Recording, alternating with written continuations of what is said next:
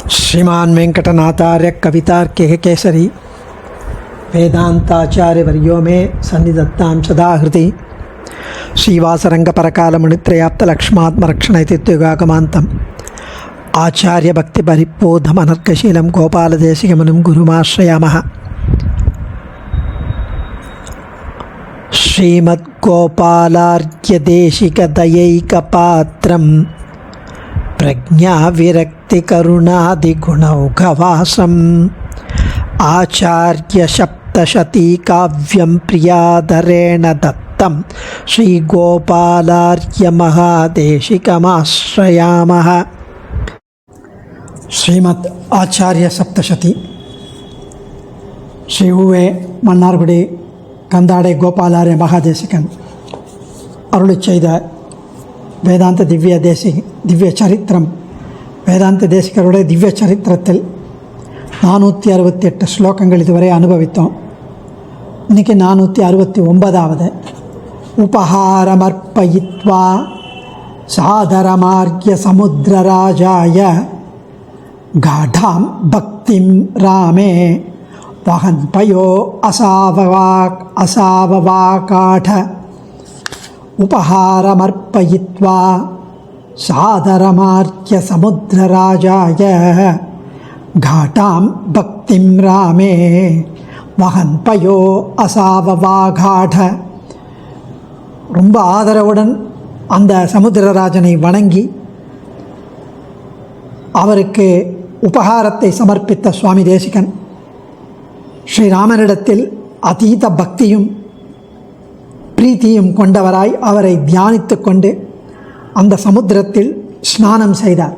திருப்புல்லானில் சமுத்திர ஸ்நானம் பண்ணார். அஸ்மத் ஆச்சாரியன் ஸ்ரீமத் பரவாக்கோட்டை ஆண்டவன் அடியேன் சுவாமி திருவடியில் பரநியாசம் பண்ணிக்கணும்னு விண்ணப்பித்த போது சுவாமி தெரிவித்தது, நீயும் அவளும் போய் திருப்புல்லானி போய் சமுத்திரத்தில் தீர்த்தாமாடிட்டு கிருஷ்ணம் பண்ணிட்டு வாங்க, அப்புறம்தான் பண்ணுவேன் அப்படின்ட்டார். ஏன்னா அங்கே கிருஷ்ணம் சமுத்திரத்தில் தீர்த்தாமாடி அங்கே கிருஷ்ணம் பண்ணால் அது பாவங்கள்லாம் போக்கும் அப்படின்னு சுவாமி தெரிவித்தார். ஸோ சுவாமி தேசிகனும் இந்த சமுத்திரத்தில் ஸ்நானம் செய்தார் அப்படின்னு ஒன்று அடியனுக்கு அது ஞாபகம் வந்தது. 470வது ஸ்லோகம்.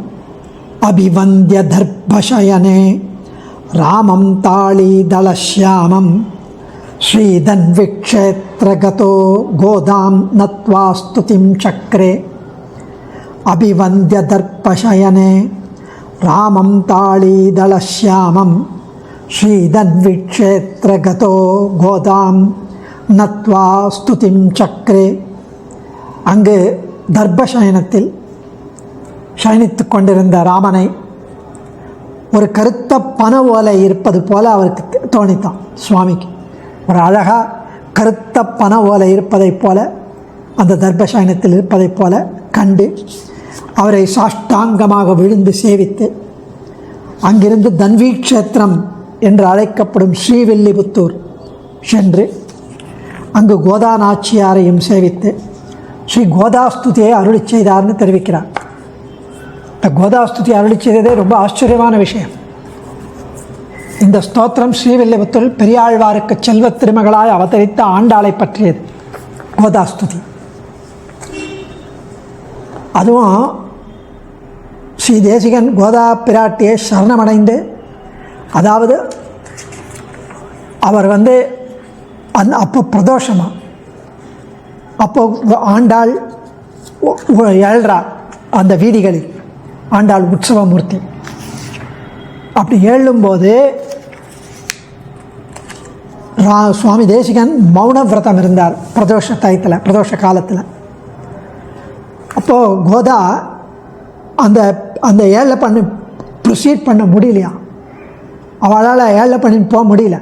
வேதாந்த தேசிகன் திருமாளிகை அவர் இருக்கிற இடத்துக்கு அங்கே நின்று அவருக்கு மரியாதையெல்லாம் கொடுத்துட்டு அங்கேருந்து கிளம்பலை.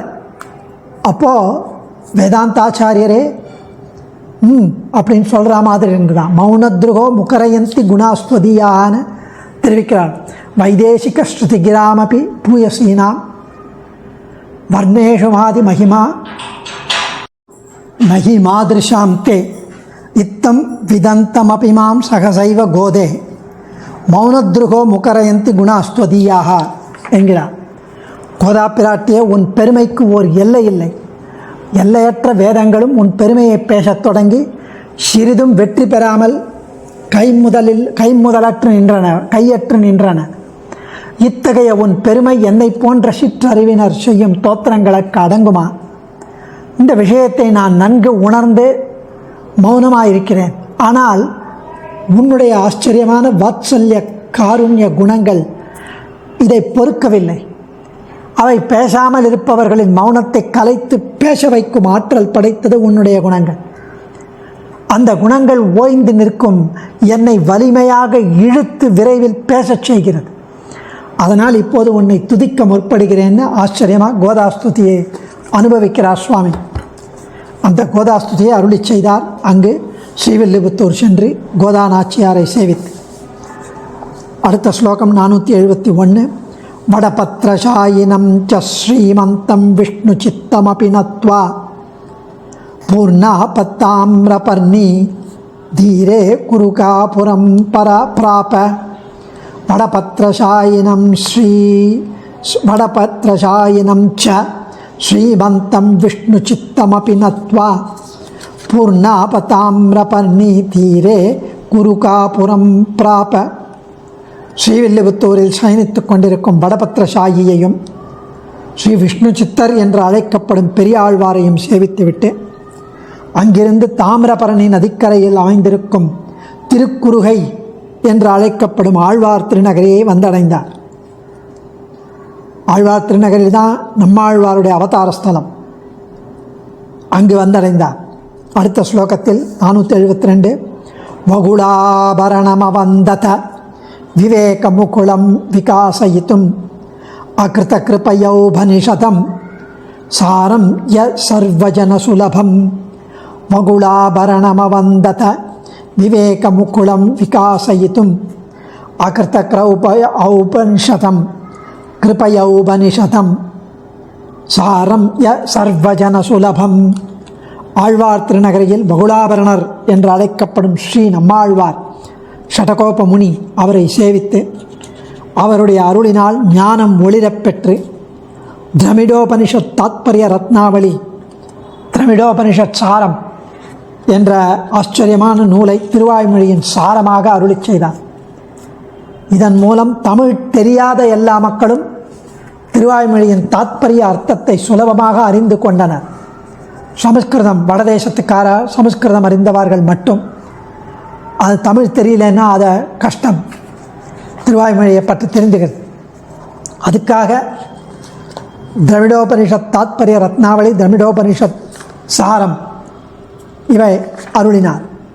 அதாவது 778வது திருநாமத்தில் வேதாந்த தேசிக திவ்ய சகஸ்ரநாமத்தில் திருக்குடந்தை தேசிகன் அருளி செய்ததில் திரவிடாம் நாய தாத்பரிய ரத்னாவளி விதாயகா என்று அருளி செய்திருக்கிறார். அதாவது திரமிடோபனிஷத் தாத்பரிய ரத்னாவளியை அருளி செய்தவர். நம்மாழ்வாருடைய திருவாய்மொழியே தமிழ் மறை திரமிடோபனிஷத் ஆகும். திரமிடம் அப்படின்னா தமிழ், உபனிஷத் தமிழ் வேதம். அந்த திருவாய்மொழி பாசுரங்களின் தாத்பரியங்களே ரத்தனங்கள். திரமிடோபனிஷத் தாத்பரிய ரத்னாவளி அதை சேர்த்து செய்யப்பட்ட மாலை. அதனால் இந்த பெயர். ஒவ்வொரு திருவாய்மொழிக்கும் 11 பாட்டுக்கள் கொண்ட ஒவ்வொரு பதிகத்துக்கும் ஒரு சமஸ்கிருத ஸ்லோகம் என்ற ரீதியில் 130 ஸ்லோகங்கள் கொண்டது இந்த ரத்னாவளி. ரத்ன மாலை போல் இது அழகானது, குற்றமற்றது, ஸ்ரீரங்கநாதனை உகப்பிப்பது என்றார் கடைசி ஸ்லோகத்தில். திரமிடோபனிஷத் சார பிரபந்தோஜ்வல மானசகான அடுத்தது சொல்கிறார். அதாவது திருவாய்மொழி என்னும் தமிழ் மறையின் சாரங்களை தொகுத்து திரமிடோபனிஷத் சாரம் அருளி செய்தார். 26 ஸ்லோகங்கள் மட்டும் கொண்ட சிறிய நூல். திருவாய்மொழியில் ஒவ்வொரு பத்துக்கும் சாரார்த்தத்தை விளக்குகிறார். அதன் மூலம் ஒவ்வொரு பதிகம் உள்ளடக்கிய சாரமான பகவத் குணத்தை வெளிப்படுத்துகிறார் சுவாமி. அதன் மூலம் தமிழ் தெரியாத எல்லா மக்களும் திருவாய்மொழியின் தாத்பரிய அர்த்தத்தை சுலபமாக அறிந்து கொண்டனர் என்று தெரிவிக்கிறார் ஸ்ரீ கோபாலாரிய மகாதேசிகன். தாம்ரா தீர பதவ்யா தாளீவனமர்மராரவான் சுண்வன் திவ்யதமதேச நவகம் கத்வா சக்ரே ஹரேர் நமோ வாக்கம். தாம்ரா தீர பதவ்யா தாளீவனமர்மராரவான் சுண்வன் திவ்யதமதேச நவகம் கத்வா சக்ரே ஹரேர் நமோ வாக்கம். பின்னர் அந்த தாமிரபரணி நதிக்கரை வழியாக நடந்து சென்ற சுவாமி தேசிகன் அங்கிருந்து பனைமரக்காட்டின் ஓசைகளை கேட்டுக்கொண்டே சுற்றி இருக்கும் நவ திருப்பதியில் உள்ள எம்பெருமான்களையும் மங்களாசாசனம் செய்தார். இவ்வளோ அழகான வர்ணனை. தாமிரபரணி நதிக்கரை வழியே நடந்து சென்று சுவாமி தேசிகன் அங்கிருக்கும் பனைமரக்காட்டின் ஓசைகளை கேட்டுக்கொண்டே சுற்றி இருக்கும் நவ திருப்பதியில் உள்ள எம்பெருமான்களையும் மங்களாசாசனம் செய்தார். நத்வா பக்தியா ஸ்ரீமான் அனந்தசயனம் ச பத்மநாபமத சோழேஷு கும்பகோண பிரபுதீன் கத்வா யயௌ காஞ்சீம். நத்வா பக்தியா ஸ்ரீமான் அனந்தசயனம் ச பத்மநாபமத சோழேஷு கும்பகோண பிரபுதீன் கத்வா யயௌ காஞ்சீம். அங்கிருந்து திரு அனந்தபுரம் ஸ்ரீ பத்மநாப சுவாமி திருக்கோயிலுக்கு சென்று மிகவும் பக்தியுடன் ஸ்ரீ அனந்த பத்மநாபனை வணங்கி அங்கிருந்து வந்து பின் சோழ தேசத்தில் அமர்ந்திருக்கும் கும்பகோணம் முதலான மற்ற எல்லா திவ்ய தேசங்களையும் மங்களாசாசனம் செய்து காஞ்சிபுரத்தை வந்தடைந்தார். அப்படின்னு பேக் டு காஞ்சிபுரம். மந்திரகலா குஷலஹ கில குருமாக ஸ்மாஹி துண்டிக கஷ்சித் மாம் ஜயது சர்வதந்திர ஸ்வதந்திரதா யுஜ்யதே ஹி பவத இதி. மந்திரகலா குஷலஹ கில குருமாக ஸ்மாஹி துண்டிகः கஷ்சித் மாம் ஜயது சர்வதந்திர ஸ்வதந்திரதா யுஜ்யதே ஹி பவத இதி. காஞ்சிபுரத்தில் எழுந்தருளிருக்கும் காலத்தில் சிலர் சுவாமியை கண்டு பொறாமைப்பட்டு ஏதோ ஒரு மந்திரவாதியான ஒரு பாம்பாட்டியை அவரிடம் ஏவி விட்டனர். அந்த பாம்பாட்டியும் அவனை உசுப்பேற்றி விட்டதுனால அவன் சுவாமி கிட்ட வந்து, நீர் என்னவோ சர்வதந்திர சுதந்திரராமே, நீ சர்வதந்திர சுதந்திரர், மாஸ்டர் ஆஃப் ஆல் சப்ஜெக்ட், அப்படின்னா எம்மை ஜெயித்தே ஆக வேண்டும் என்று சவால் விட்டான். தன்னிடமுள்ள பாம்புகளை அடக்க வேண்டும் என்று சவால் விட்டான்.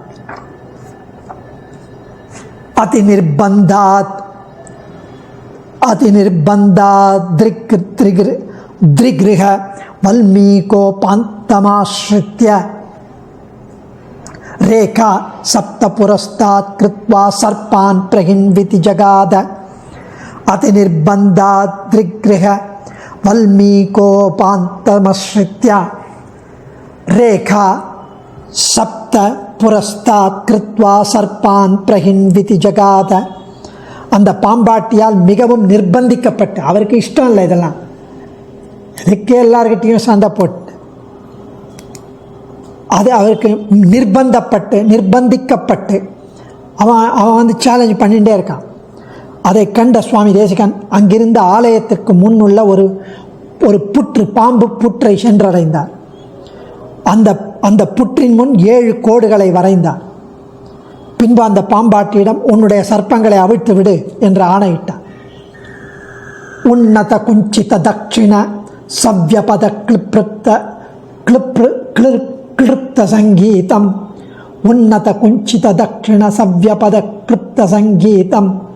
ரௌத்ரான் சகாத்ரவேயான் வ்யத்ராவயதாரியமுத்திஷ்ய. உன்னத குஞ்சித தட்சிண சவ்யபத கிளிப்த சங்கீதம். ரௌத்ரான் சகாத்ரவேயான் வ்யத்ராவயதாரியமுத்திஷ்ய.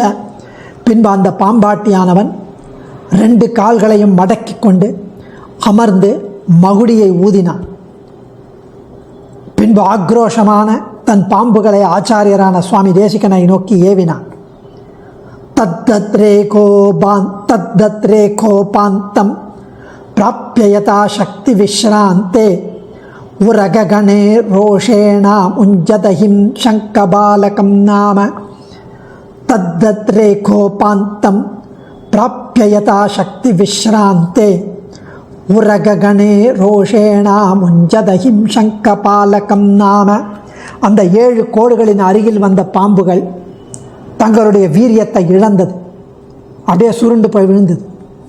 ஆனால் அந்த பாம்பு கூட்டத்தில் மிகவும் ஆக்ரோஷமான இருக்கக்கூடிய சங்கபாலன் என்ற பாம்பு மட்டும் உயர்ந்த தனது பணாமணிகளுடன் சீறி நின்றது. தன்னுடைய அந்த அந்த தலை படம் எடுத்து சீறி நின்றது. மீதியை என்ன ஆச்சுன்னு நாளைக்கு அனுபவிப்போம். அடியேன் தன்யோஸ்மி. ஆச்சாரியன் திருவடிகளே சரணம்.